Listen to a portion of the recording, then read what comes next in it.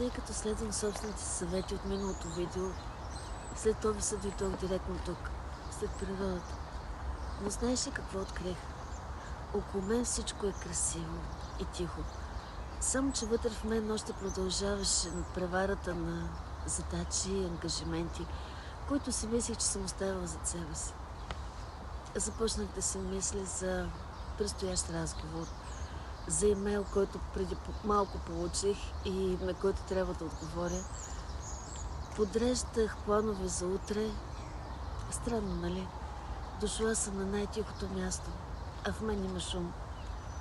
И знам, че не съм единствената, на която това се случва. Затова реших да направя сега това видео и да отговоря на въпросите защо се случва това и как да го предотвратя. Защо съм дошла след природата за почивка, размисъл и възстановяване, а умът ми още е в офиса. Според психологията, нашият мозък не обича незавършените неща. Той продължава да държи отворени всички раздели, които сме започнали. И това може да бъдат недовършен разговор, неизказана граница, решение, което не сме взели. Аз имам една своя метафора за тях, наричам ги когнитивни паразити, защото се държат точно като паразити. Те се настаняват без покана, започват бавно да изяждат вниманието ни и практично изглежда така. Докато вечерята е пред нас, ние си мислим за работата. Докато приятел ни говори, си припомняме за неплатената сметка. Докато сме след природата, мислим къде бихме вместили поети ангажимент. И така, аз съм дошла на това място за релакс, но не мога да се възползвам от него. Може би ти си преживявал това. Да си с любимите хора, а мислите да са останали някъде за работа. Ако това ти е познато, ще се радвам да ми го споделиш в коментарите. Но добрата новина е, че можем да направим нещо. За да се насладим на почивката и да останем в нея, първо трябва да направим една съзнателна дезинфекция на ума си. Как става това?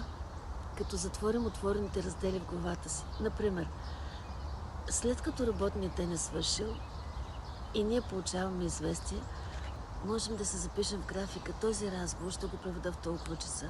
Ще отговоря на имейлите в това време. Този ангажимент ще го приключа между тези активности. И тогава съзнателно затваряме отворените раздели.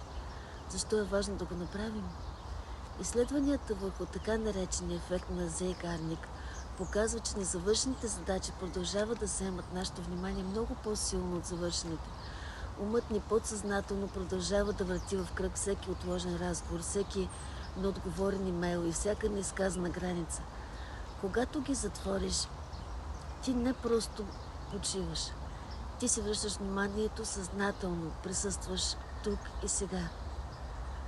Как практично да ги затвориш? Аз лично, когато във времето на почивка си спомня за важен ангажимент, го записвам. Само това. Не мисля за стъпките, които е необходимо да предприема, не мисля за хората, на които трябва да се обадя. Просто го записвам. Това е не просто добра организация. Самото записване носи облегчение. Умът спира да държи незавършените задачи на преден план. И тогава започва да се случва нещо красиво. Повдигаш очи и забелязваш как вятъра раздвижва листата. Чуваш смеха на човека до себе си, усещаш вкуса на вечерята, все неща, които те карат да се усмихнеш. Ти се справяш чудесно. Сега си дай правото да усетиш стойността на постигнатото. Освободи се от когнитивните паразити още тази вечер. Затвори отворените раздели в съзнанието си и се наслади на оставащото време. До скоро!